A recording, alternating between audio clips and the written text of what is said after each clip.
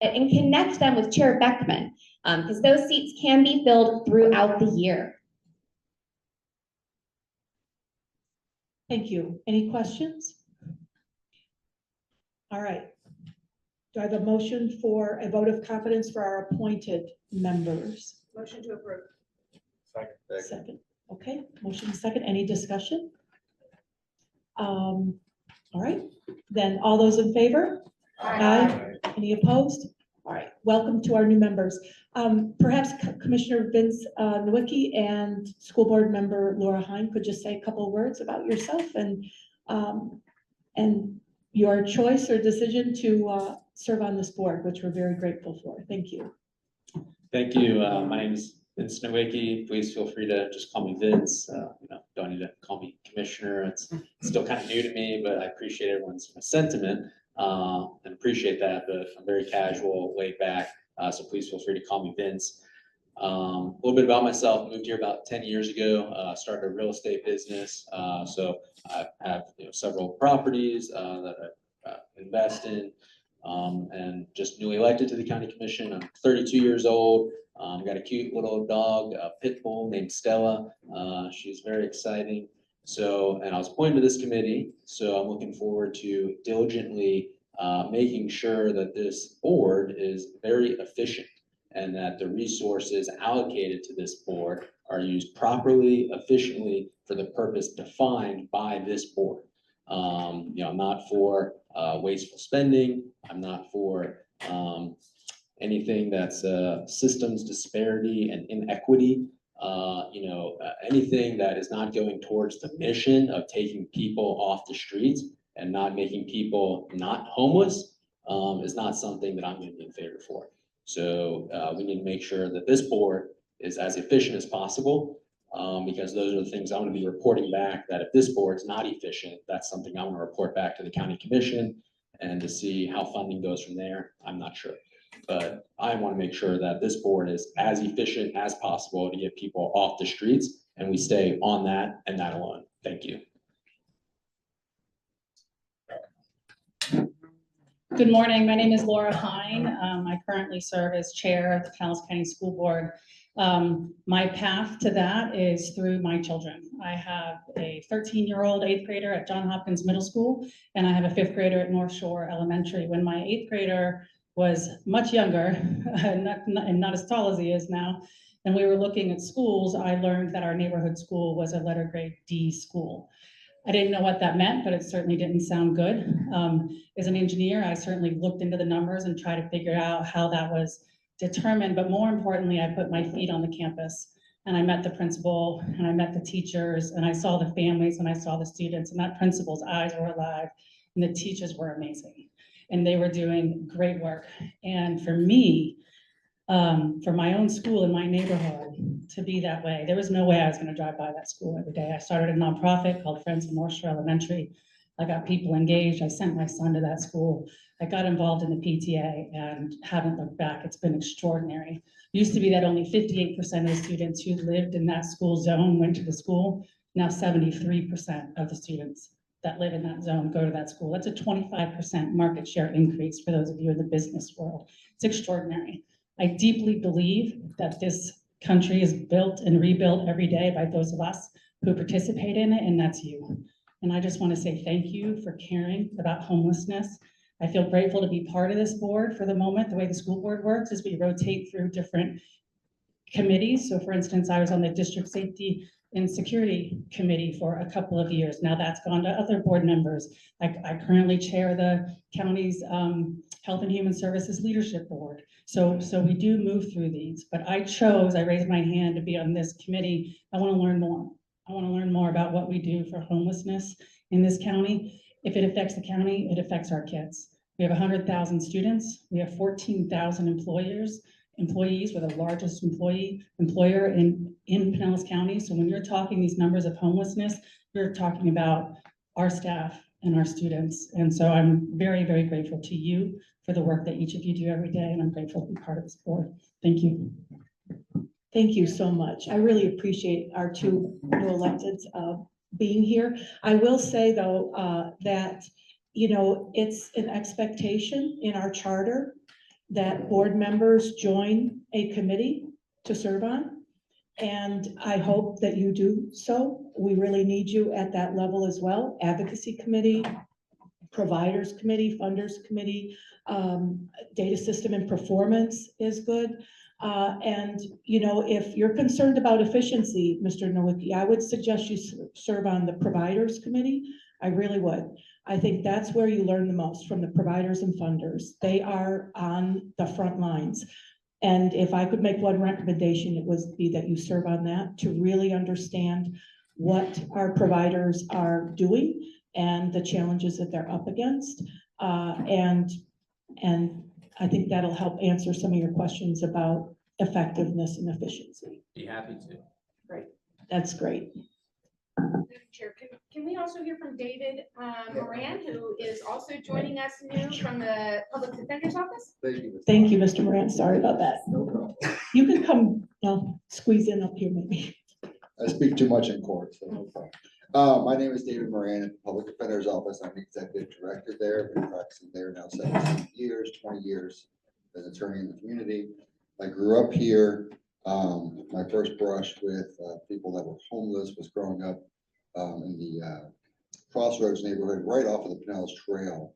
But as a young child, teenager, you know, not having much brush with mental health illnesses or dealing with anyone that are in contact with anyone who's going through any mental health crises, I had no understanding of how people were becoming homeless other than what others like to say. They just have that lack of will, right?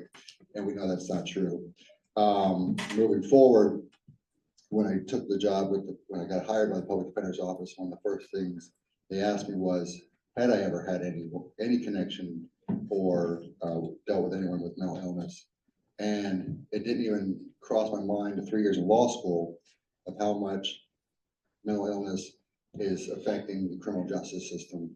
And a lot of them knows, I've been now for 20 years, and Kevin, and all of you, it plays a big role. So when Ms. Malo needed someone to step up and get more back involved with the board, Sarah Madden had been a representative. She's still a fighter. She's working diligently for our drug court in Pasco County. She'll be out there on the 30th counting again. And I'll have some more members of our office doing it. So I'm just glad to now, as I'm learning, I've been going to a lot of meetings the last year for Ms. Muller and trying to figure out, okay, which meeting am I at? But I will be playing a lot of catch up, but I do look forward to being on this board and helping, like Vince said, just make sure we're all doing what we can possibly to keep homelessness at a minimum. Thank you very much.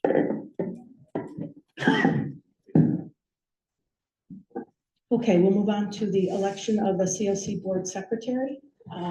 April Lott has agreed to serve. Pardon me?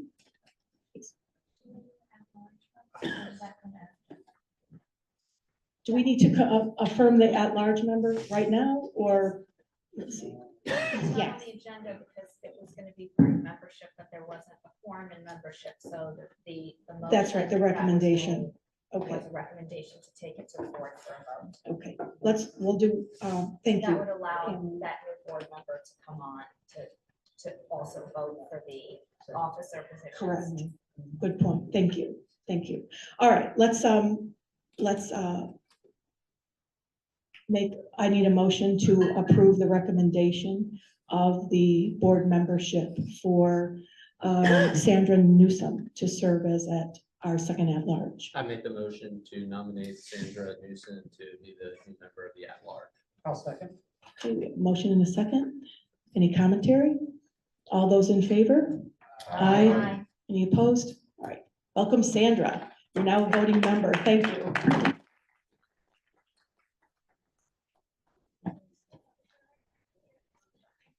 We also need to take action on Elise Minkoff to approve that. Thank you. All right, a motion to have Elise serve in the housing authority position. Motion to approve. Second, okay, motion is second. Thank you. All in favor? Aye. Good. All right, so we have Elise, who's still online, I hope. Very good. Thank you. Clarifying thing. Yes, Why do I have recollection that Elise was serving as the chair of the Funders Council. She Am was, I wrong on that? yeah, temporarily, and then there was a legal glitch about whether that Pinellas County Housing Authority had 2 votes or not, and so we're looking into trying to modify the charter, amend the charter, so that she may be able to serve in that position. Right, because I know that sometimes, and I'll go back to Vince's point in terms of efficiency, is, maybe instead of the Providers Council, looking at the Funders Council from the county commission position, because, I think that a lot of times when we talk about government efficiency or efficiency in systems like this, it comes more on the provider side, or both, but, I know because that's what I was concerned about with the lease, and I was reading through this, I know, but I didn't realize there was a glitch there, so it's being worked out. We're hoping to get that clarified soon, because we've been without a funders chair far Right. too long. Okay, so we have Karen Newsom, we're welcoming to the board. Thank you. Elise has been confirmed in April, and then now, did we just go through this? Not yet. Oh, that's right. Now we need to, thank you. All right, now we need to re-elect April Lott as secretary of the board of directors. So a motion for April. Thank you, Second. Gary. Second, Michael. All right, all those in favor? Aye. Thank you, April, for staying on.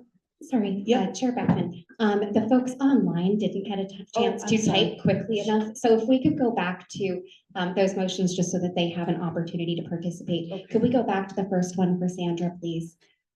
Okay, so the motion for, there's been a motion and a second for Sandra Newsom to serve in the at-large position. All those in favor online? Please indicate so.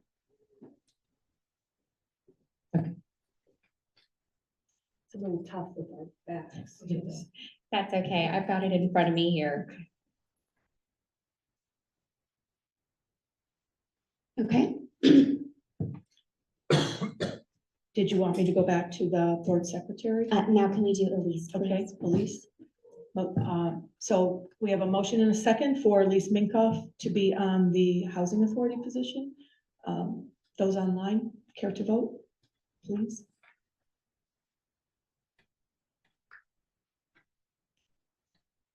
For the record, Elise does abstain on voting for herself. For the record. Okay, Thank you very much. thanks. All right, are we good to go on agenda item 10? Yes, ma'am. All right. So I don't think I have any new people that entered the meeting since I gave a brief overview from the board a little earlier.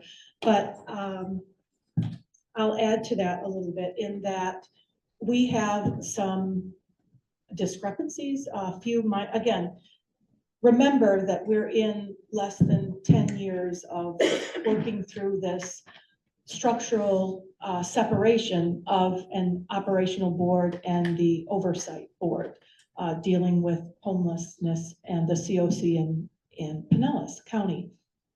And so what we have is, we have a continuum of care charter that I hope every board member has a copy of, and, we'll take some time to go through and revisit now and then, or especially before board meetings.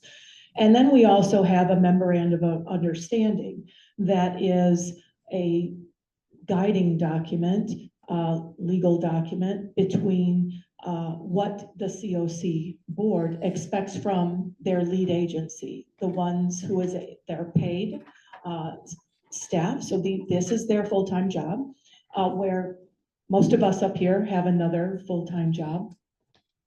But the HLA, Homeless Leadership Alliance, that's their job. There's a CEO, there's amazing staff like Victoria and Cezanne and there Megan, a number of people. Forgive me if I didn't mention everyone's name, but they are doing the hard work of gathering data.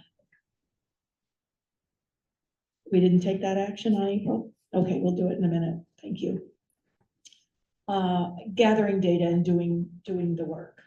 And so anyway, there are some, as we've gone through, you heard, 7 different people serving in a CEO or interim CEO position with that lead agency, there have been bumps along the way and kind of fits and starts and all that stuff. And in that, we are looking to really align and clarify the MOU and the charter, make sure everything's aligned. And one of the things that's not quite aligned was an annual review of the lead agency, whether or not it's done annually by the CoC Board of Directors, or whether it's kind of a 5-year thing, as might be indicated in the charter. And so with a rocky, last few years in particular of leadership at our lead agency, the HLA, the executive board felt that it was imperative that we do a pretty thorough, in-depth evaluation of the lead agency. And so that's what we've done. We kind of squeezed it in at the end of the year. Again, we had the former CEO ended her position at the end of September, and we're in the middle between hurricanes and all sorts of things. We're going the end of the year with holidays and all that business that made it kind of a crunch to do an evaluation.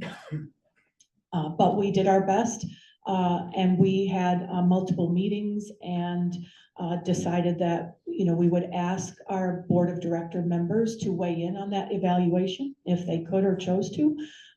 We had 12 members weigh in, so I very much appreciate that feedback. It was condensed and synthesized. Some were just a simple number, some were a couple of sentences of a narrative of feedback, and others were more extensive feedback. So that was compiled and synthesized and shared with the HLA leadership. And so today, after this meeting, the executive committee will be, have a meeting as the executive committee, and the acting or appointed interim CEO, Aaron Swift, and others may be there as well. And so we'll have that discussion later. I'm not going to share all that here at the board of directors meeting, but just wanted to let you know that we are aware of some significant challenges, and we are committed to getting in better alignment and looking forward to the HLA getting, hiring a new CEO, and then moving forward. Part of the concern has been the pay offered for the CEO at that position is not commensurate with the expectations and the job requirements. And so that's something that's being looked at as well. So I wanted to give you that update. I've got a couple of other, yep, about that? Yes. Sure. And don't let me forget, but we've got to go back and affirm a vote on April's appointment here as the secretary. But go ahead. Thank you very much. And I can only imagine how difficult that is to evaluate the HLA, given all the turnover. And despite that, the amazing work that the HLA has been able to accomplish during this time. One of the things that I suggested, once the new CEO is identified, to make it potentially easier to evaluate the HLA, is to have a dashboard of what the evaluation looks like, which the CEO would provide an update and summary on at each meeting, which would be included in the packet so that board members could review it. And it would be a summary of where they are towards progress, towards meeting that particular goal in the evaluation, so that by the time you come to the evaluation, you already have the justification to document why you've given somebody a 1, 3, 4, or 5. And so that it's a running total with a year-end summary. And it would be on the CEO to complete that every month, and the executive committee when it meets to review it as well. But so that we could all then feel really good about the scores we had given. But not only that, but why we gave those scores, right? Because I think that will provide some value to the staff to recognize the good work that they're doing, and what we've been able to accomplish in that year. So it's just a suggestion, but might help in the evaluation process. Thank you. I appreciate you saying that, Anne Marie. I do just want to say historically that did occur. The evaluation tool has been used in that manner historically. And while it was not in the packet monthly to the full board of directors, it was reviewed monthly by executive committee. And that information was provided literally on the form and kind of narrative, you know, for those of us who serve in these roles as CEOs and have boards of directors and those kinds of things. These are the tools that are used in our own lives. And so I just wanted to say to the group, you know, who are new, or that has historically been the case. Some of that kind of fell off because of some of the transition that has occurred. And I too look forward to getting back to the governance structure that has been in place from, again, sometimes it feels like we are in our infancy and that we are so very new because of the turnover, not only in staff, but how turnover happens in membership and board and that kind of thing. We are not new. I just want to kind of keep going back to, you know, we are not new. Many of us have been in this space for, you know, decades, and our charters and those kinds of things. And so I will just say to our newer members, I hope that the training that we will be offering our newer members will be forthcoming around, you know, the Hearth Act, what our role is, you know, all of the charters that are currently in place relative to committees and committee participation and expectations, including the charter for the CoC, the MOU between the CoC and the HLA. And really our history, because I think having that information will be very helpful so that it doesn't feel like we are so new every time we get in the room. So I'll just end with that. Okay, I'll thank you, April. I appreciate that. Wanted to also, let me check the time. Cool. Just wanted to mention that the pit count occurs on January 30th. It's a Thursday. I hope if it's at all possible, you can participate in that, even for 2 or 3 hours. That's a big help. That's a point in time count that we go out and into the community and count and do a brief interview of those who are unhoused. Last weekend, I sent an invitation to nearly every elected official in Pinellas County to sign up to participate in the pit count. And hopefully they got that and will do so. If you haven't gotten yours yet, it's coming. And let's see. Yeah, you know, again, thank you for the feedback. The lead agency is working on a evergreen calendar, kind of a timeline that they will share with all of us about sequence of events and grant opportunities and all the flow of priority populations, asks for funders, all that stuff. So there is great change coming.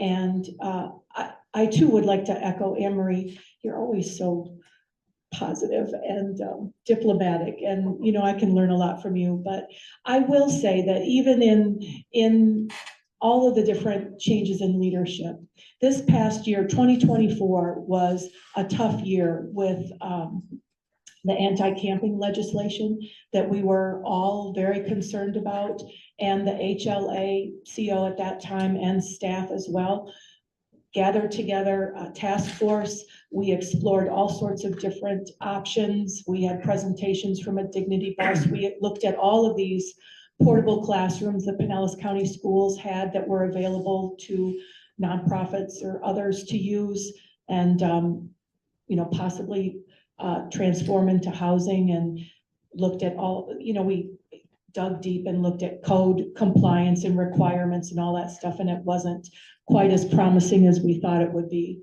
Again, the more you learn, the more complex things can be.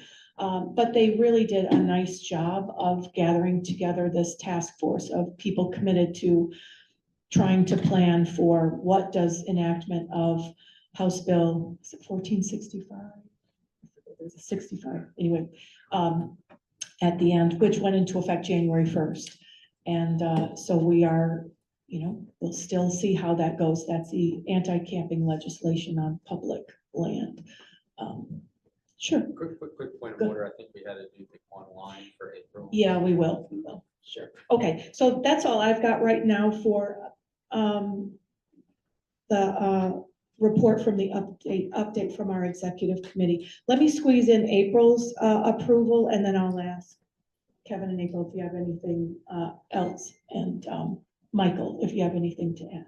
So we have the recommendation for April to remain on as secretary.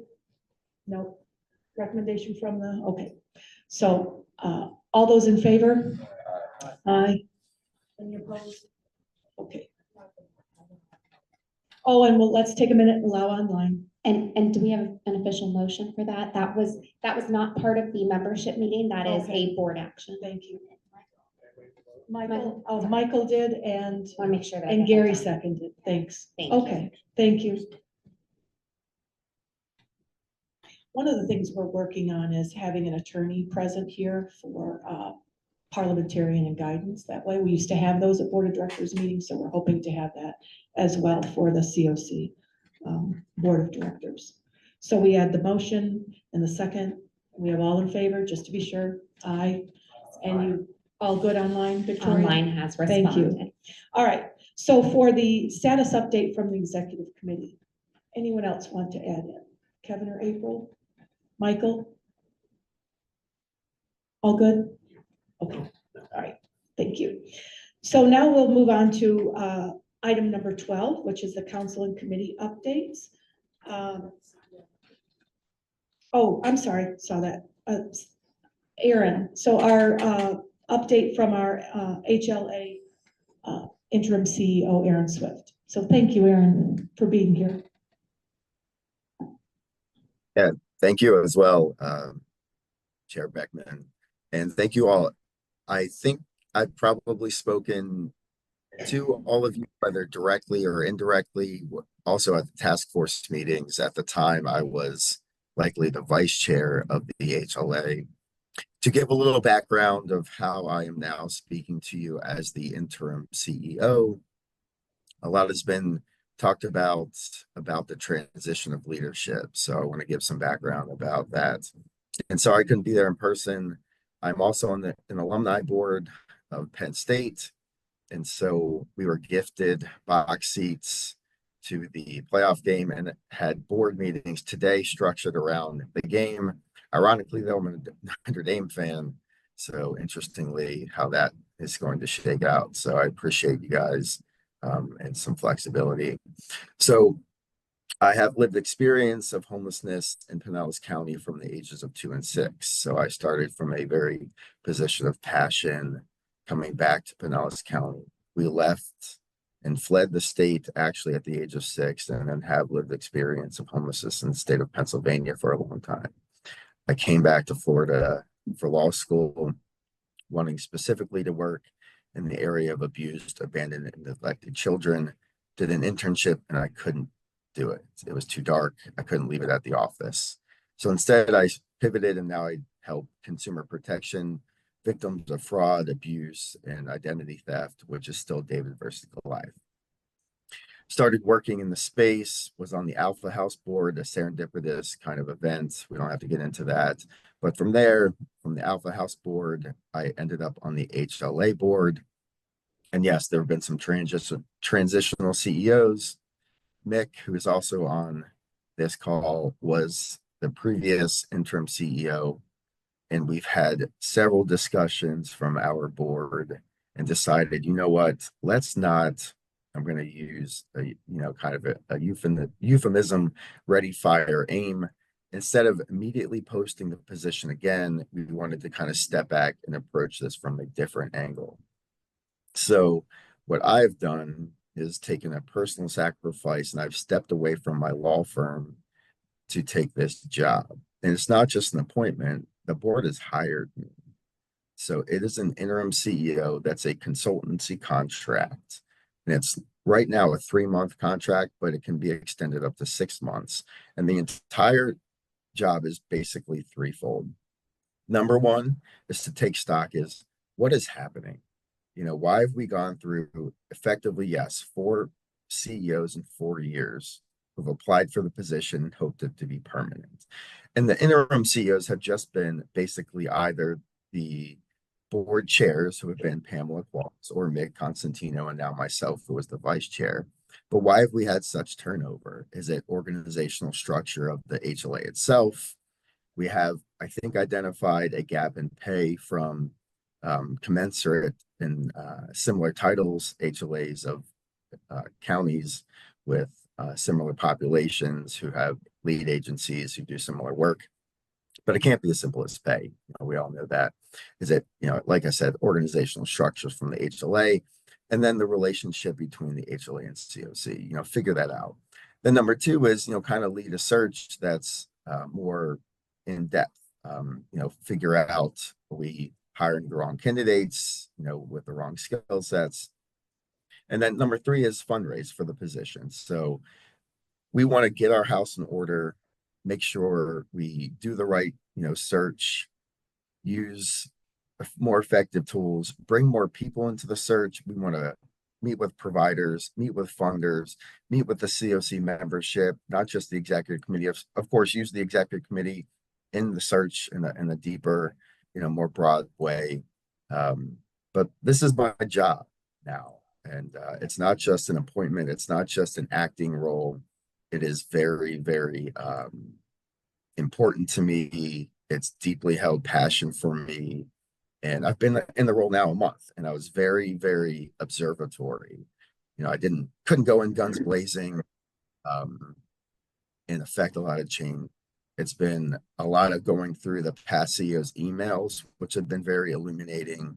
I spent a lot of time watching past meetings, which of course are all videotaped, just to see what's been happening in committees and advisory councils and communications back and forth with CoC memberships, executive committee members, community members, councils, and it's been eye-opening. And now we're kind of going to switch to more of a hands-on approach. So just want to give that update about what as the HLA board. And I think it's also very important for everyone to kind of understand it's a unique position. There's the CoC, which has its board, and then it has chosen the HLA as the lead agency, but it also has a board. So there's 2 boards. My role, which is an interim CEO, it's hired by the HLA board. So there's these dual boards, and it's a very unique role. And I think that's part of when we hire this next CEO, which we want it to be permanent, we want it to be retained, has to be able to, that definitely navigate 2 boards, understand. And I think, what a lot has been said by April Lott, Chair Beckman, and it's super important that we all understand the charter, the Hearth Act, the memorandum of understanding, what the committees do, what the committee charters say, and we need to be aligned on all of that. And I think that even in some ways, these documents need to be updated. Some of the ambiguities need to be fixed so that we all can be aligned and just be on mission. So very honored to be in this. Like I said, it's very important personally and professionally.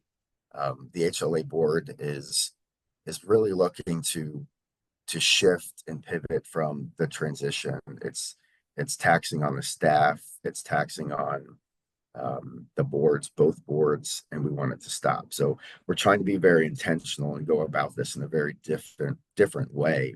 And I also want to welcome, all of your help. Anyone who's willing to help me and help our board and help our staff, that's what we want to do. So thank you so much. The timeline, it's going to look dynamic. We don't have a specific plan. Like I said, the first month has been a lot of observation, learning, reviewing past meetings, emails, communications, and now it's going to be more hands-on fundraise for the position, try to organize, the position and really, set ourselves up for success. So thank you so much, the CoC membership. Everyone is so passionate, the staff, board members, we just are very excited, looking forward to a better 2025. Thank you. Thank you, Aaron. Any questions from the board of directors at all? I would clarify one thing. Michael, can you speak, louder? Sure. I think that there's one clarification that is probably important in this for your consideration, Aaron, is we created the HLA. We didn't go through a bid process. We didn't, review different, we didn't have a RFP where we reviewed different proposals. We created the HLA because we had to create the HLA as the nonprofit for the CoC.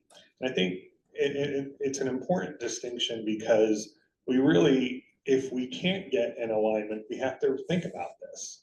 Because it feels like we struggled there for some reason, and it doesn't necessarily make sense.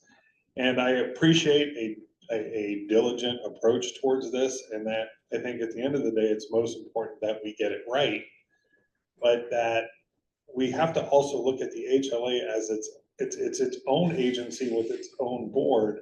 And if we can't figure that out, then we should look at somewhere down the road considering a bid process. And I'm not sure what that would look like. I'm not suggesting that that's the best way to go, but I do think it's an important distinction, because we should, as a board, have an expectation that our contracted provider, is able to meet what we need for HUD, what we need. And this is not an indictment on any staff. And I think that most of the staff who know me know I've been as supportive as I can be, understanding how the agency should be our advocate and should be a lot of things, and to where some of us don't agree, but I'm a huge supporter, but also, this is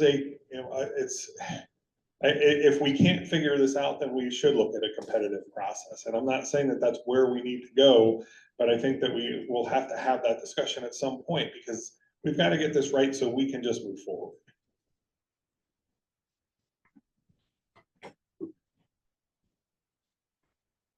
Again, And I think, Go ahead, Aaron. Sorry. yeah, thank you, Michael. I think that point is incredibly well taken and well received from me, because that's why I am in this position right now. One is the MOU, I think, specifically runs through July of next year. And I think the board as a fiduciary should be thinking that way.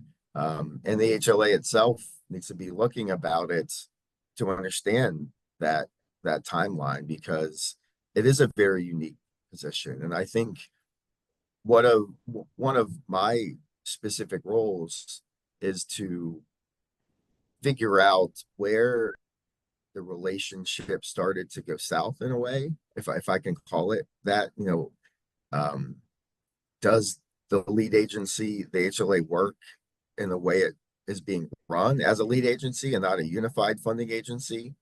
And I know 2 CEOs ago, when Monica was the CEO and tried to go in that direction, and I think maybe when it wasn't successful, and maybe it was too quick, or there wasn't enough buy-in from some of the providers and some of the funders, that was a challenge. And then COVID, there are a lot of reasons, right? But your point is so well taken, and that's not lost on the agency. And the agency itself is an organization, but you're right, it's made up of people.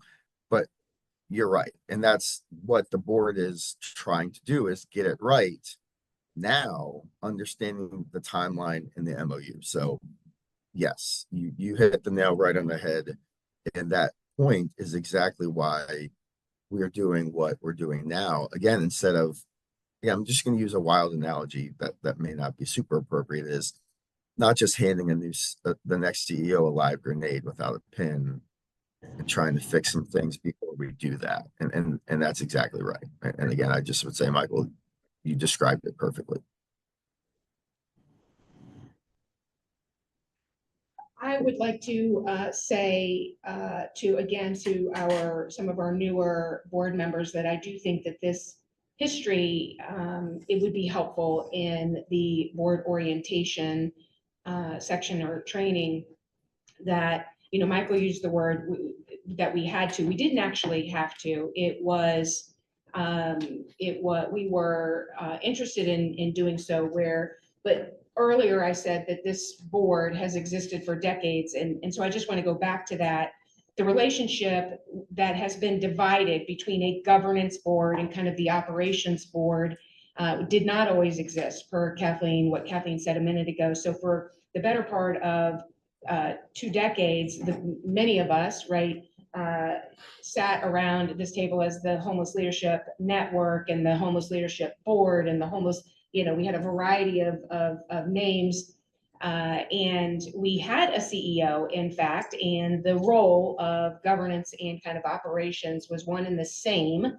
And in order to grow and we had our own 501c3, and we were a registered designated not-for-profit organization. And so the current HLA, what I will say is that we gifted that to them, right? So when Michael says like we created them, it really was like we gifted the not-for-profit status to the HLA, so we could divide the role and the function of kind of governance and in operations and overseeing of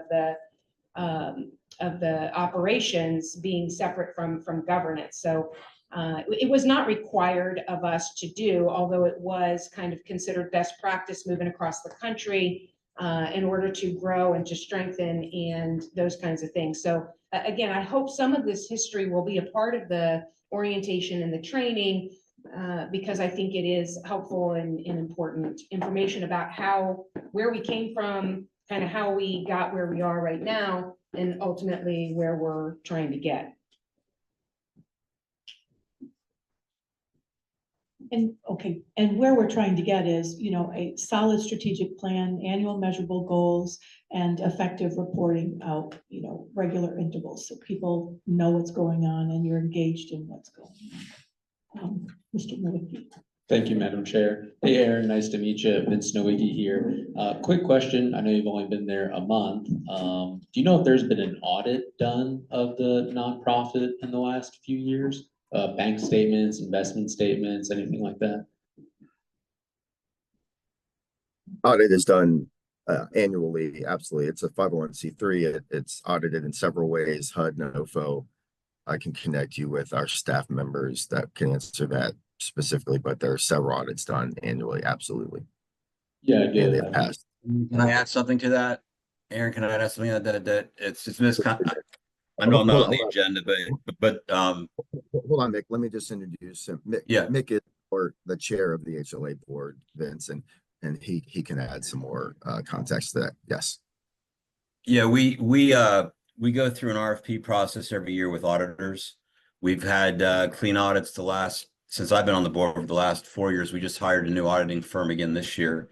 So yes, we have a complete audits done. Happy to provide that information if the CoC Executive Committee would like to see it. Yeah, I think from my perspective at least, but I would like to see it. So yeah, that's all I have. So we could get that, that'd be helpful. Thank you. So 501c3s are required if they receive a certain amount of money, to do a single audit annually by an independent firm. They are also required to submit a 990 based on that audit shortly after, which is generally reviewed by the 501c3's board and is done in concert with the independent firm that does the audit and the agency's chief financial officer. Right, yeah, but I think, from what I'm hearing on my first day, there's a lot of chaos and a lot of dysfunction in the 501c3. And so if this is a board that oversees that and helped created that, I think it would be good to air that to the public to see, so we can put it in Sunshine, because I can't, their Form 990 is not published online from what I can see on their website. So I think it would be good to put the audit, the bank statements, investment statements under 990 in Sunshine, so we can see if there's anything of concern from our standpoint to help maybe in clearing up some of that dysfunction. Right. Just my new point of view, Yeah. and that's all I have to say. Thank you. And so this, because I am required to operate in the Sunshine, so, but this board is not. They're not required to operate in the Sunshine. That This doesn't, board does operate in the Sunshine. I mean, it's, No, that doesn't mean, however, Vince, that it wouldn't be a best practice to put the audit and the 990 on the website, but it is not a statutory requirement to do so. well, I think it would be concerning to me and my constituents that if a taxpayer-funded organization doesn't want to put their audit available to the public, I think that would be a concern for my constituents anyway, because I mean, the county has heavily subsidized HLA to the tune of $5 million. So I'd like to see where that money's gone. Oh, yeah, I'm just saying it's not a requirement, but it's a best practice to do Right. that. I'm not saying that they don't want, that we don't want to. I'm just saying it hasn't been a statutory requirement to do so. And so maybe since there's some dysfunction, maybe we should be practicing best practices, to your point. Can We I also, could- can I say something to Vince, please? Two things. One, or to both of you, really, just in terms of clarification, right, is that the 990 being available and on websites and all those things is a requirement, by the way, whether you operate under Sunshine or not, right? It is the public has the right to request it, and so best practice is that it is on your website and those kinds of things, right? And that has nothing to do with Sunshine. We did, again, back to history, operate under an interlocal agreement for many, many years. In fact, a very long time. And due to the interlocal agreement, we did operate under the Sunshine. Once that interlocal agreement sunsetted, then we no longer then were statutorily or otherwise obligated to operate under the Sunshine. So I just wanted to pull the two apart, because the 990 is absolutely required to be publicly available to your constituents, to all of us, to our community, and partners. Well, so if we don't operate under Sunshine, and then I'll stop, I never got an onboarding. And Yes. so, but I was just going to base off the information on PinellasHomeless.org. Yes. Under our history for the continuum of care, at the very bottom, it says the Pinellas Continuum of Care operates in accordance with Chapter 19 Florida statutes, the Sunshine Law. Yes, So then the website you're saying is wrong. that is correct, which is one Okay. of the issues that we have brought to their attention. And, have asked that, and action, by the way, has been taken in committee, and yet has not made its way to our charter and has not made its way to the website, which are the two of the issues that we are attempting to address right now as we speak, around the necessity of that is real time, right? As we make those decisions and take action and those kinds of things, that those updates are occurring real time. So your point is. Yeah, well, thank you, and I yield. I don't want to monopolize the time on the other. all board. good. I appreciate it. And I think asking the independent auditing firm to come and give a brief statement annually, about the audit is perfectly acceptable, for the board to expect that. I served on the Tampa Bay Estuary Program Board. We had that annually. Took about 20 minutes, and it was just a nice overview and reassurance that everything's okay. Yeah, Councilmember Menino? Yeah, Madam Chair, thank you. I completely agree with what you're saying. I've come, and this isn't out of criticism, this is more constructive, to come to such a prestigious board with so many effective leaders in the community and not have an established onboarding process that shows a brief history and direction and goals and vision. I'm completely shocked to not see that, and to hear, words such as infancy at our beginning, our challenges, but yet to hear some of you have been putting in time, sweat, blood, tears for, many, many years. It is a surprise, which I can see where the results have gotten us. But to your point, I've heard the word transparency several times, and now the willingness to put on the website and communicate. There's not one dollar amount, not one figure. We talk about measuring results there's nothing that tells us data on what's being spent where or how effective those spendings are. And to give a quick story of my experience coming in, being new for the last 10 months, is I was immediately told that the city of Clearwater does not contribute enough financially to this board and to this mission, which is a fine statement, and I'm okay with that. My immediate question was, okay, can you share with me just maybe an Excel spreadsheet of 7 items, 8 items, something simple, and show me what other municipalities contribute and how they are taking part and collaborating in the same effort. And what I was told was no, that we are a private organization. We do not need to share that, and you should do that homework on your own. Which I can see the results of where we are now, if that is a statement and a posture of the organization. So while drastic decisions are being made and conclusions are being drawn on how to move forward, I'm here in support of that. And this isn't criticism, it's more construction to build and change lives. I hope we can, but to sit here and say we want to be transparent, we want to measure goals, we want all this, but then actions aren't matching those words. I just hope we can continue to move forward in that direction truly, and not just throw word salad on the table. Thank you, Councilmember Lee.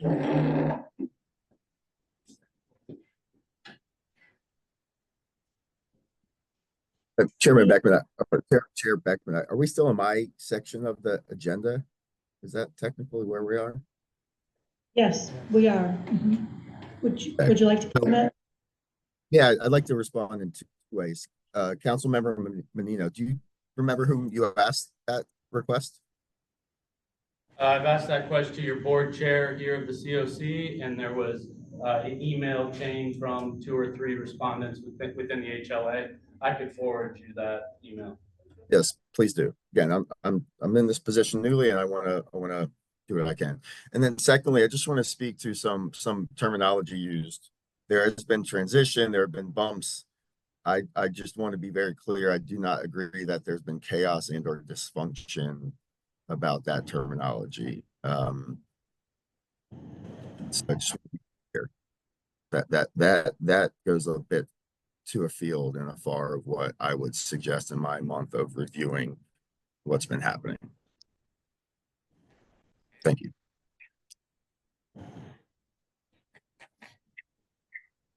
Okay. Any other questions of Mr. Swift? All right, we'll move on to the. Yeah, I actually do. Sure, sure. I think it's really important that, and I'm sure. I think it's really important, and I'm sure you're already doing this, but I'm just gonna reiterate the point that the executive committee is involved in this. You introduce yourself. I'm sorry, I don't know who's speaking. My name is Anne Marie Winter. I'm with the Area Agency on Aging. Good morning. I think it's still morning, yeah. That the executive committee be involved in kind of this review that's being done so that the voice of the CoC board is loud and clear in this process, because I think everybody wants the same thing. Everybody wants a functioning HLA led by a visionary, pragmatic leader who can help address and mitigate homelessness in Pinellas County for everyone that's experiencing it from cradle to grave. And so it's going to be really important to get consensus on what is being looked at, because it's obviously bigger than the finding a CEO. And I'm going to suggest that the CEO and the board chair and the director of finance from the HLA be present at all the CoC board meetings. Thank you. Anne Marie, that was wonderful. Could you say the very last part to me again as to the presence? Who? Yeah, I'm just suggesting it. I don't know if it's a motion, but my suggestion is so if anybody wants to make this motion, if it's needed, but that at the CoC board meetings that So like this the, meeting today. that the HLA board chair, the CoC CEO, and your director of finance be physically present at the meetings, understanding that there are going to be times where you can't attend in person, but certainly virtually. And I'm sure that the agenda is going to reflect items that will help us to ensure that both the CoC and the HLA are doing what they need to meet the mission of the organization. Okay, so I want to be very clear on what you're requesting. So you mean the board chair, who would be Mick on this call, the HLA CEO, I think you said CoC CEO, and then you said director of finance. Do you mean our Finance, and accounting at HLA? like our staff member or board member? Staff member? Okay. Correct, Anne Marie? It, It's a suggestion. it is a Might be suggestion. more appropriate. Okay. Um, Yeah, I appreciate the suggestion. I think I understand why you're asking the suggestion based on what you said afterwards. So yeah, I think if I may respond, I don't think it's timely for a motion. Let us discuss and we'll discuss with the executive committee too. I think it's well received. I think at least the CEO, the board chair, and I think someone in finance. I don't know who that will be yet, but yes, I agree. Okay, well, thank you. We do have the board of directors here if anyone wants to make a motion to that, to make that recommendation, to have that expectation. I'll make the motion. Okay. Second. So there's been a motion and a second. Any further discussion? All those in favor of having those representatives here at all of our board of directors meetings, say aye. Aye. Any opposed? Okay, all right, so you've got some direction, which is great, so we'll just expect that participation at our next board of directors meeting. So thank you, Anne Marie. I think that's good. Oh, online, sorry. Thank you. Online, if you would like to vote yay or nay for the motion to have the HLA CEO, HLA chair, and the motion was for the director of finance, I believe, to be present at the CoC board meetings. If you could please indicate in the chat. Perfect. We have the confirmation in the chat as well. Thank you. I think that's a good suggestion. Victoria, can I just ask a clarifying question? Who is your most senior, what is the position title for your most senior finance person? Senior Director of Finance. So that's who we are asking for. Thank you. Madam Chair, may I ask a question? Sure, Dr. Hahn. This is Laura Hine. I just want to ask, so if HLA is its own 501c3 as a former executive director of nonprofit as well, do you have your own board meetings? Do you have a board of directors that is separate from this board of directors? Yes. And then I assume in those board meetings, there is a finance report at every board. I mean, every nonprofit I've ever been part of, finance report is part of. If I can answer that question, it's Mick Constantino. I'm the HLA director. Yes, there is a financial report that's part of every monthly meeting in the minutes. Happy to share those as well. Okay, I don't want to overstep because I'm still learning the structure and those kinds of things. But if their finance report was maybe included in a quarterly board meeting board packet for us, then that is a way to see that if that's our role. And I think that goes along with Anne Marie's suggestion of, the MOU that's used for evaluation, those updates as well. So financial as well as the MOU, meeting those requirements is good governance. Sandra, sorry. You're brand new. I'm glad you're here. Thank you. My question just in line with what, hold on a second. You want to introduce yourself? Sorry, this is Sandra Newsom. And just follow up on that. Is a member of this board represented at that board meeting? No. Okay, That was a quick no. No, Is there a reason? I'm, that was it. I don't know that there's a reason, but, I will say that it is one of the biggest challenges when we separated, when we separated those governance duties from operations into two boards. It's been a big challenge, because there is a disconnect between this board and the HLA board.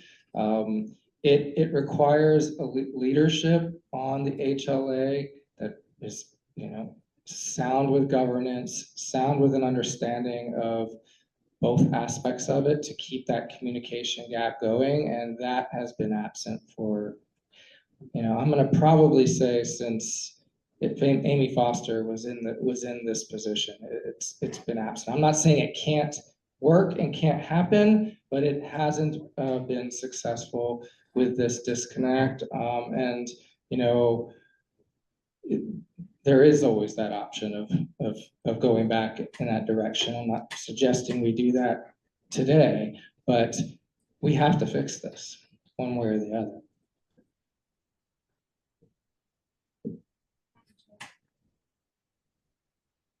I just don't want, this is Ross Silvers. I don't want to lose an earlier kind of a comment. I know when I first joined this board, there was an onboarding and it was very helpful. It was virtual. And so I would encourage the HLA staff to put that together and offer it for all new members and invite all members to come as a refresher. Thank you. It is a requirement, by the way, for the MOU.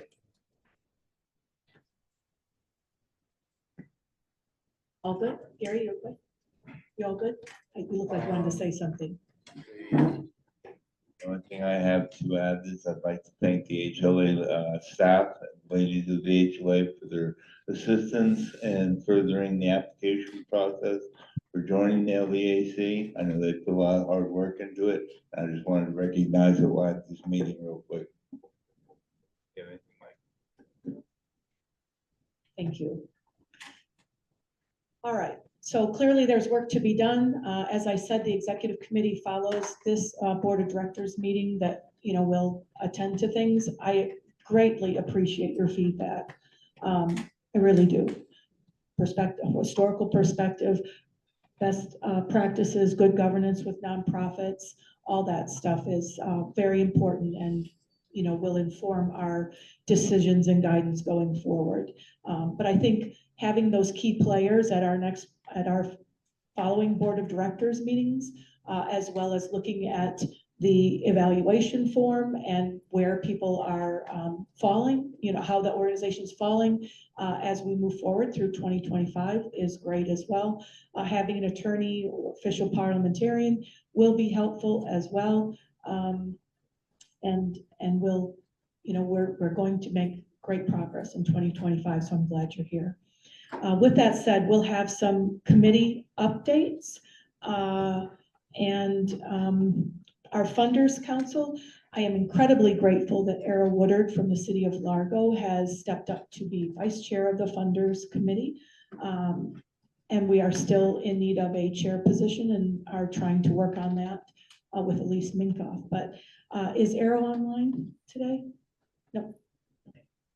Well, the good news is that Arrow has stepped in that capacity. The meeting schedule is here, part of your agenda. Again, as we go through these committee reports, let me say it is an expectation that a board member join a committee and offer insight or agree to learn more and participate in a committee. If you could find one that's a good fit, that would be great. Providers Council.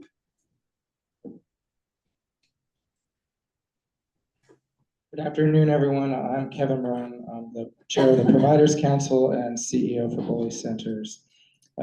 As I think mentioned earlier by April, this committee is really, some of the boots on the ground work, trying to figure out solutions for our community as it relates to homelessness. So I encourage, if you're not currently involved in the Providers Council, to consider coming to one of the meetings, and joining up with the Providers Council.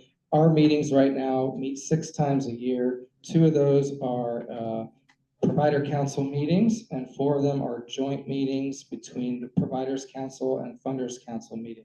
This is a change we made last year because we found that when funders and providers are in a room together, working on solutions together, to Vince's point earlier, we can be more efficient with our process and our decision making. So we are continuing that approach as we move forward. Our next meeting is a joint meeting, which is on January 24th at 1:30 p.m. And that meeting will be located at the city. This is a in-person meeting, yeah, in person. Yeah. In the City of Largo Emergency Operations Center. I want to thank Sean and Habitat for Humanity for hosting our meetings for the last several years. You know, they had some impact from the storms, and this is a new location for our meeting. But I want to thank Sean and them for being gracious hosts. Our last meeting was December 13th, and I'm going to hand the mic over to April for a report on that because I was not present due to a fundraising event that I had for Bowley. But hope to see you all on January 24th. Thank you, Kevin. Just briefly, I will say that the majority, I think, of the Providers Council agenda was on just a handful of topics. One, I do just want to thank Ashley with HEP, who has volunteered and stepped in to be one of our service experts. And so we discussed that. And mostly what we were talking about, which I think is an agenda item later on the agenda, which is really the impact of the hurricanes. And how that has impacted not only our service providers, kind of their facilities and their staff and those kinds of things, but what we are anticipating could happen as a result of the loss of affordable housing that were impacted and flooded, as well as some of the housing that is kind of being now used for displaced families. So available homes and available real estate and available housing that was not impacted being now used to support displaced families. And so we are anticipating a shift and perhaps a problem on that particular date. As I recall, the first kind of FEMA letter that was saying your funding is running out. If we're paying for your hotel, your Airbnb is running out, and then there's going to be a second wave of those letters, and just kind of anticipating what that might look like for the populations that we care so much about. So, and we had a presentation by FEMA. I can't say that it was altogether helpful. However, they have volunteered to continue to present, and we have requested that they actually be agended for the next Providers Funders Council meeting. So FEMA will be, I think a representative of FEMA will be present to give us an update on the letters, because there was some clarification provided by the representative who was able to attend, to say that for those people who were receiving those letters, that there was an opportunity to reverse course if they were willing to continue to participate with their case coordinator or their case manager or somebody that's been assigned by FEMA. So, you know, I don't really understand the FEMA guidelines as well as I need to, but nonetheless, they've been invited to attend the next joint meeting to kind of give us an update on what we can expect for those people who are in fact being housed under FEMA dollars. Okay, the next one is the Advocacy Committee that I chair, and Anne Marie Winter is vice chair.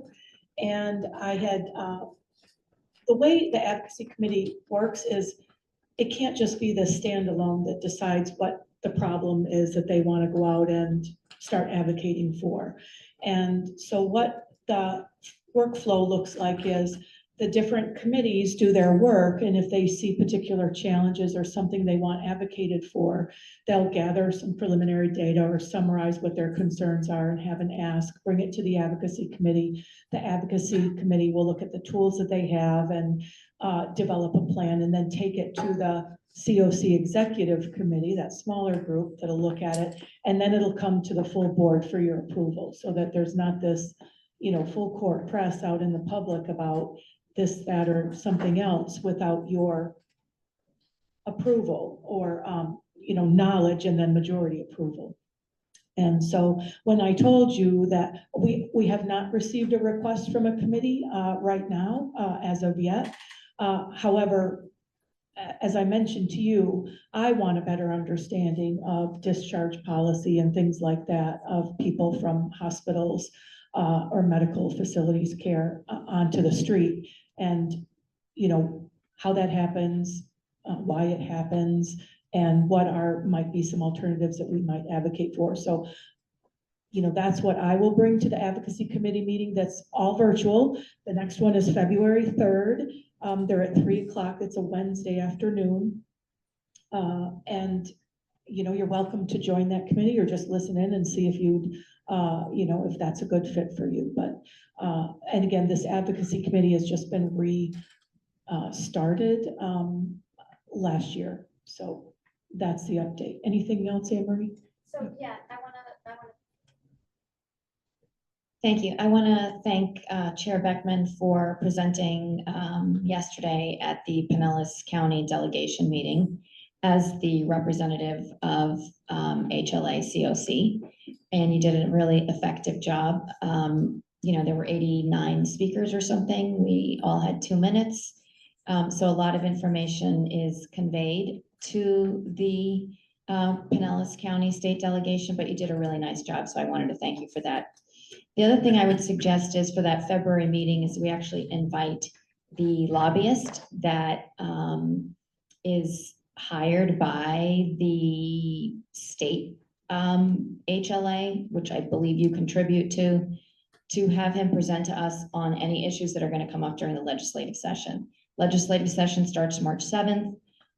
We want to know and if there are any bills that are being sponsored that might negatively impact the population that we serve. So that's going to be my suggestion, and we're talking to you about that and getting him to come and talk to us. So if you're interested in knowing what's going to be happening at the legislative session that impacts the work that you do, please attend the meeting. Thanks.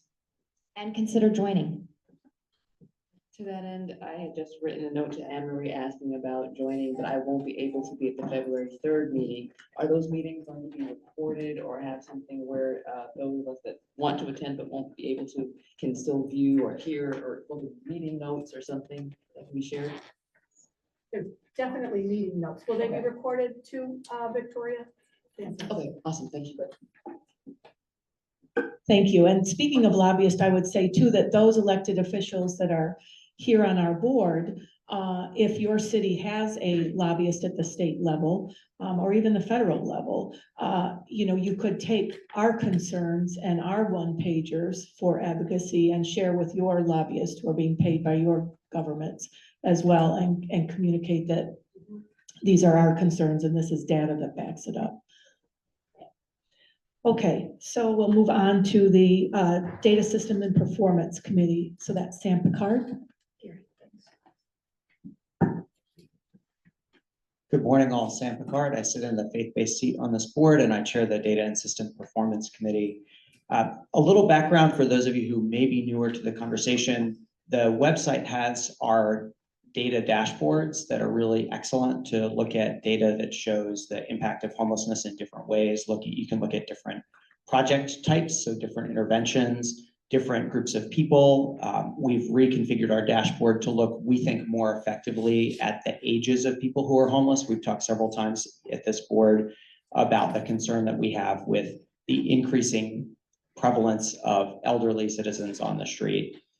So we're able to look at that a little bit more effectively, a little more granularly on those dashboards now. So that's on the website for everybody to look at. I'd say the other thing that we've been taking on, we always look at the benchmarks, so how we measure our effectiveness and how we bid for the NOFO. Maybe a year and a half ago, we instituted a monthly award based on data quality, and we've had some conversation about how to align that more closely with the goals that our providers are trying to meet for the NOFO, so that that whole process can push in the same direction and align the different opportunities to recognize quality. That really backs up to the CoC having a more full conversation about how the NOFO process works, so that we can get that really lined up and improved, and then base those awards on that. So all of our work really is intertwined, and we do continue to look at opportunities to share our work with advocacy and with other committees. Obviously, we work closely with our providers because we need their insight into how we look at data. One of the challenges with data on homelessness is that there's a lot of data. We've come a long way on quality, and it's also really still messy. So sometimes the more you learn, the more you realize you don't know. And we've been looking at this really closely for a long time.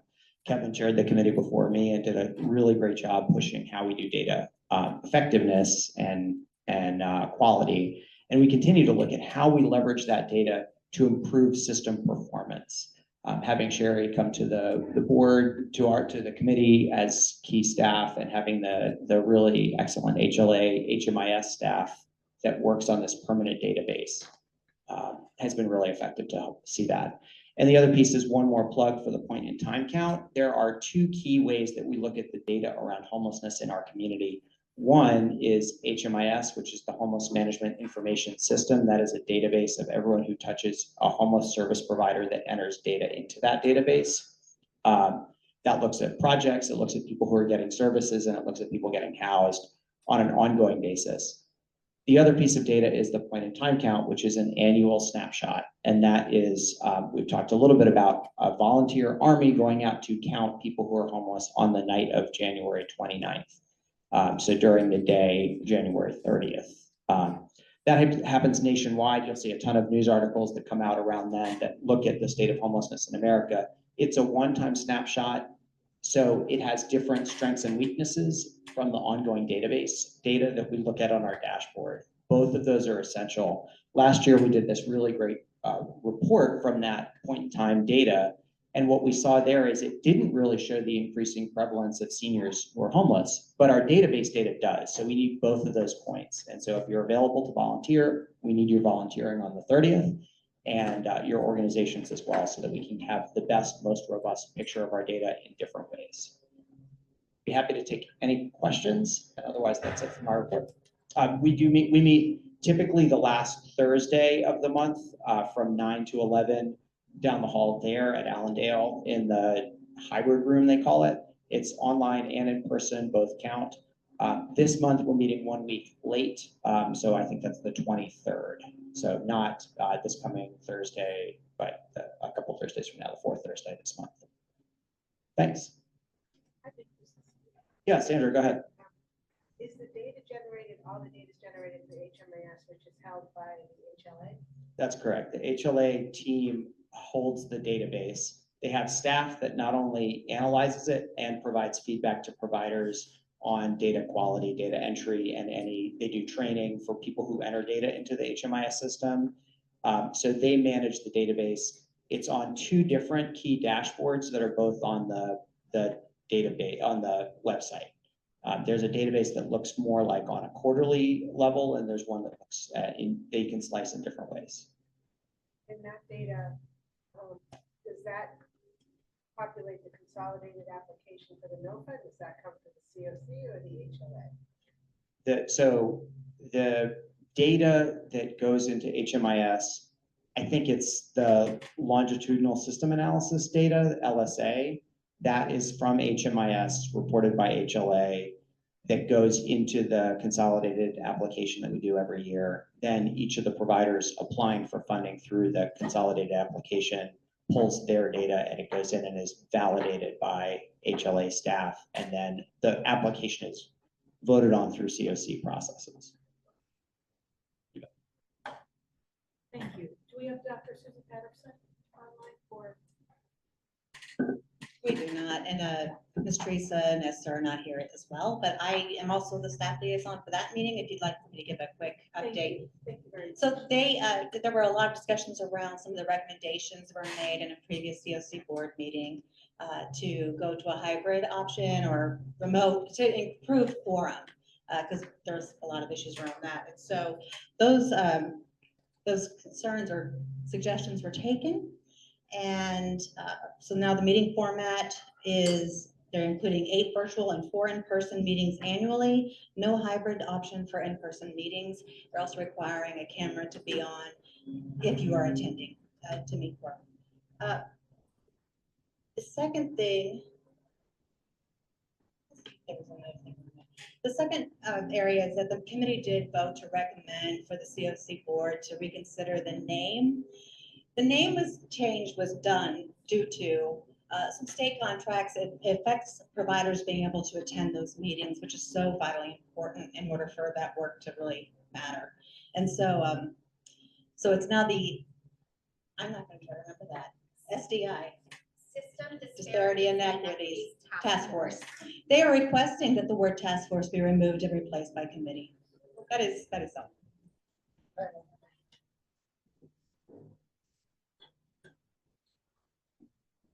Ross Silvers, I was there as well. One of the things they really wanted to do was, apparently the group has a chair, but not a vice chair. And so we couldn't really conduct any business or have any meaningful discussions because we didn't have that. And so it was a request of the group to have, whatever the appropriate body is that needs to do it. I don't know if it's this group or the executive committee, to name a vice chair for that currently called task force so that we can be more productive. Thank you. Well, I think this illustrates, the need for board members to choose committees to serve on. I would, ask, is there anyone here that would want to serve as a vice chair position? Volunteering for that role. However, what I would say to Ross is, I'm not familiar with the charter.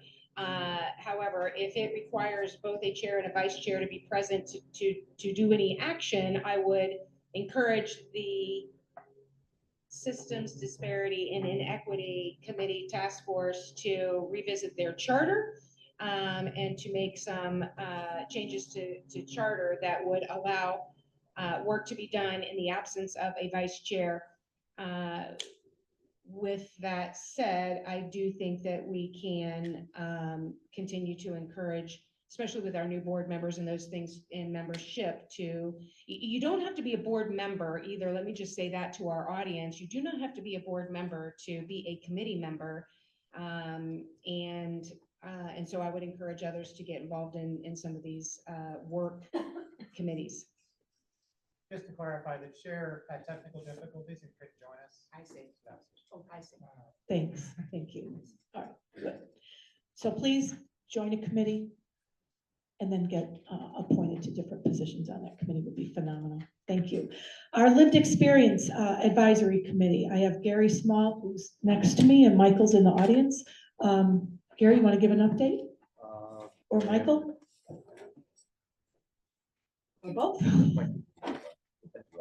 You got it, Michael.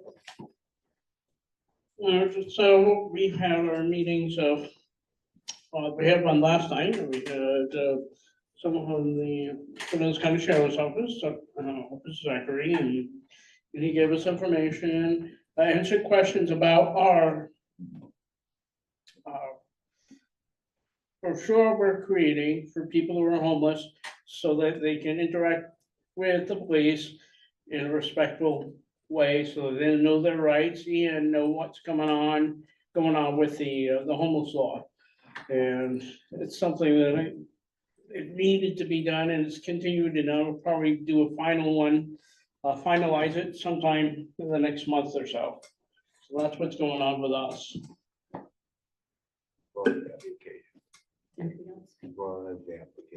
As well as. I mentioned that. I did earlier. You all good? No, we just, yeah. Okay, all good.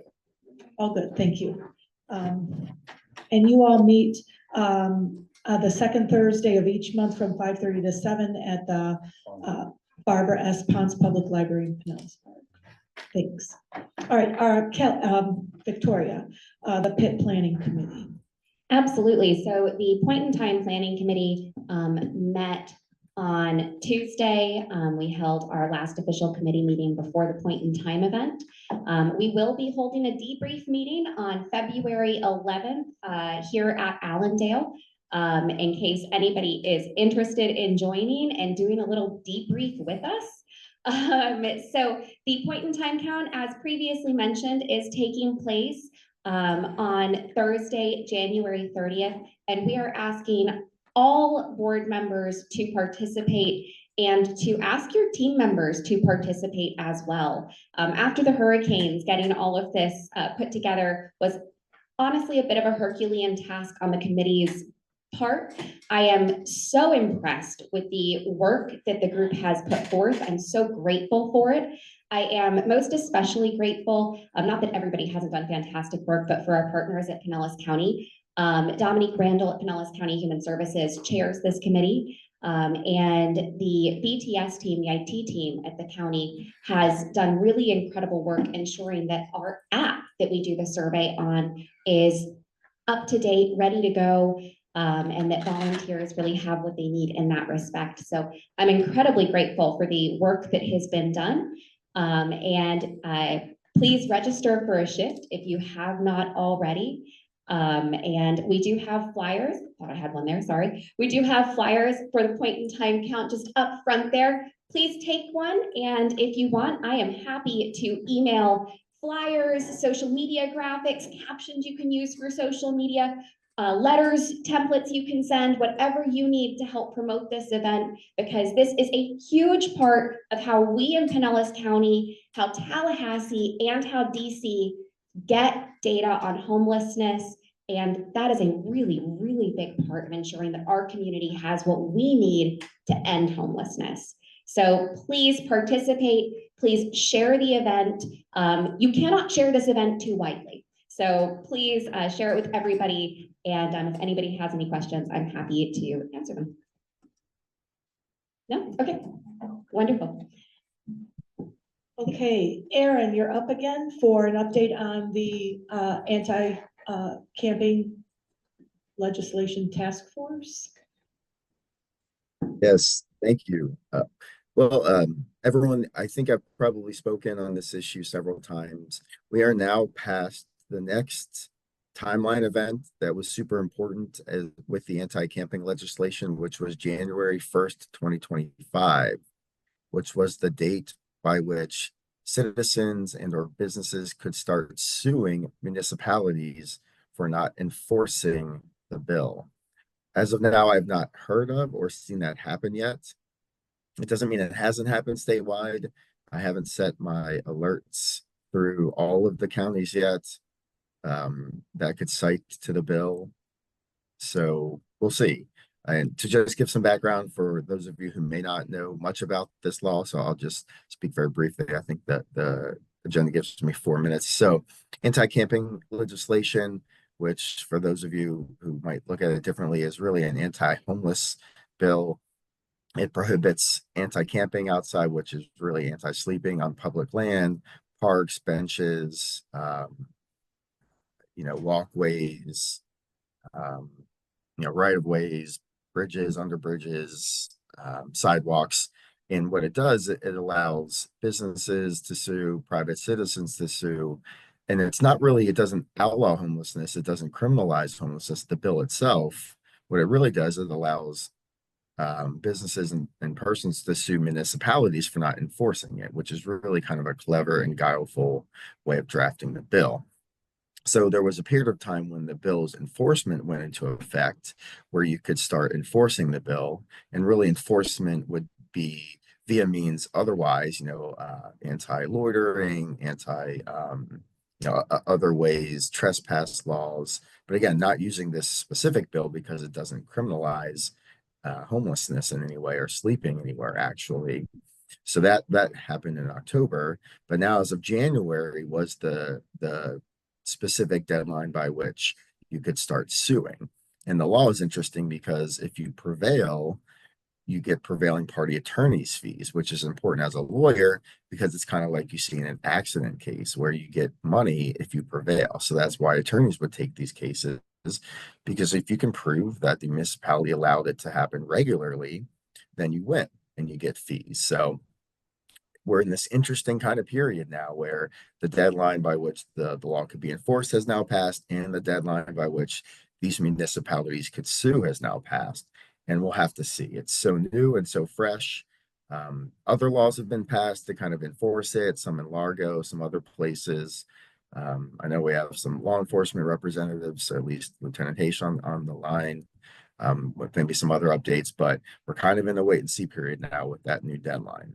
So we'll see. But that's the update on the anti-camping legislation. Thank you. Thank you, Aaron. Appreciate it. All right, so we have on the agenda hurricane response discussion. Do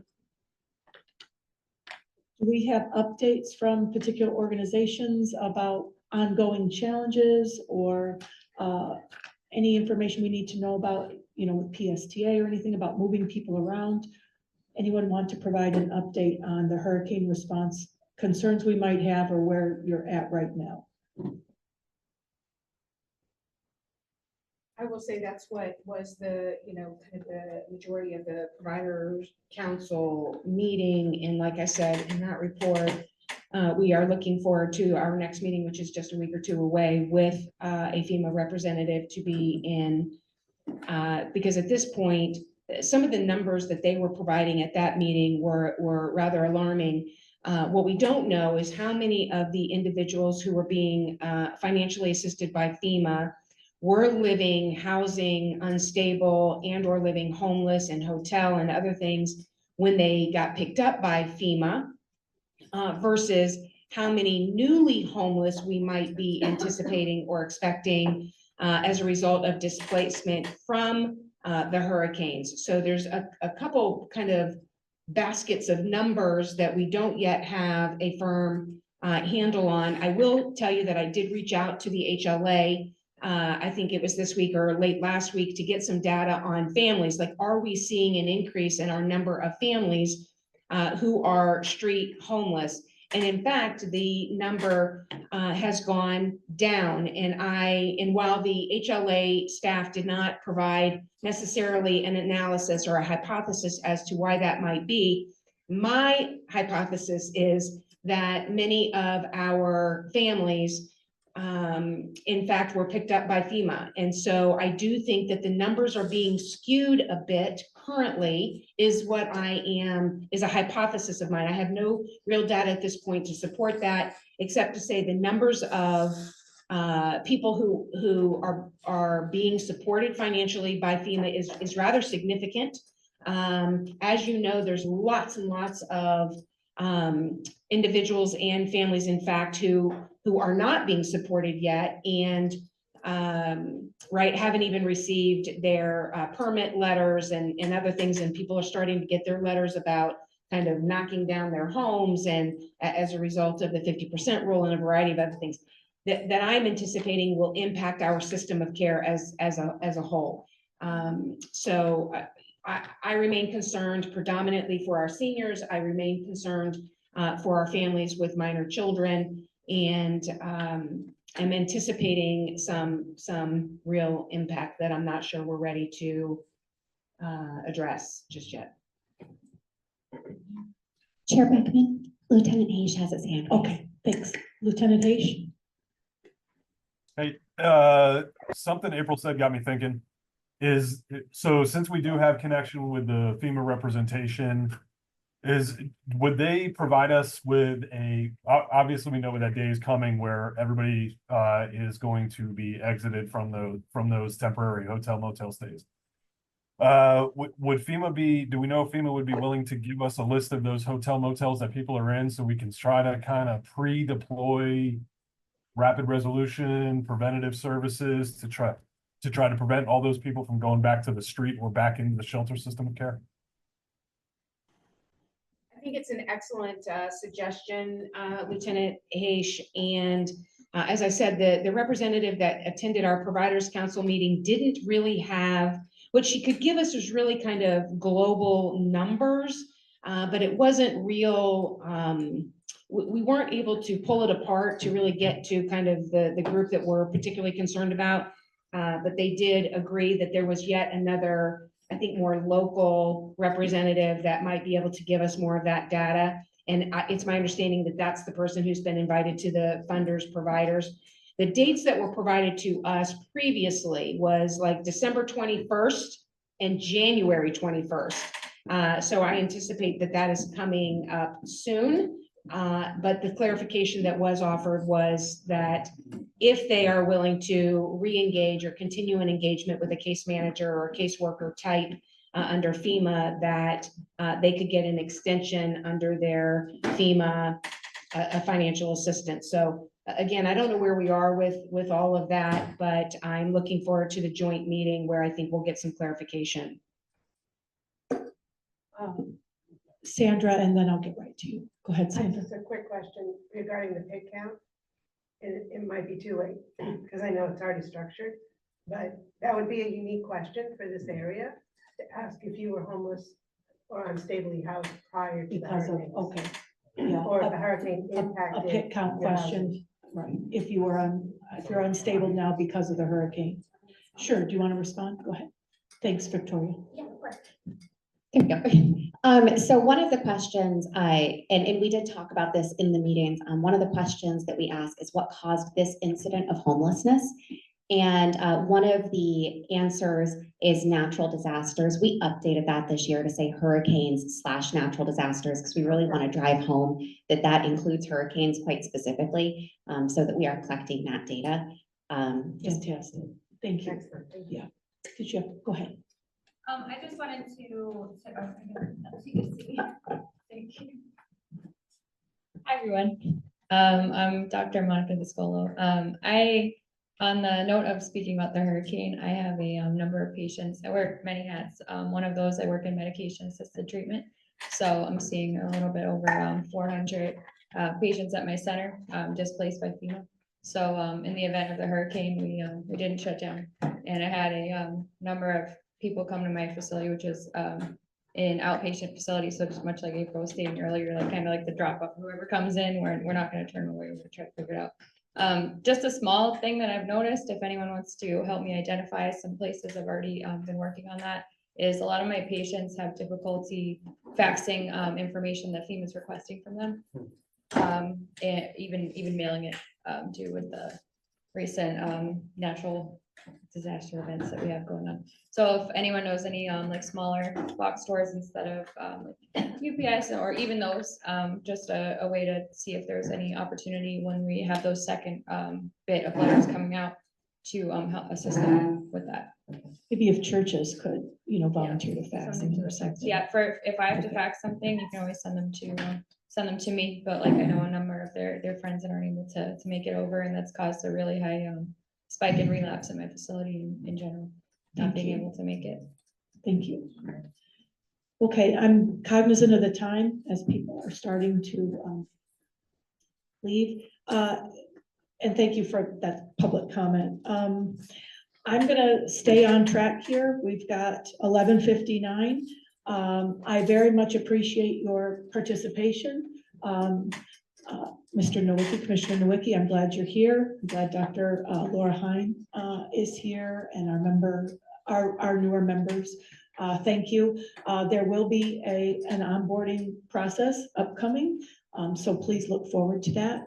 And the next CoC board meeting will take place at 9 a.m. on Friday, March 7th at the City of Largo Emergency Operations Center, which is on Highland Avenue in Largo, and on Zoom. And please, reach out to any member of the executive board, myself or others, if you have questions, to the HLA leadership, if you have questions or concerns. And I welcome everyone who participated today. So thank you very, very much. And this meeting is adjourned.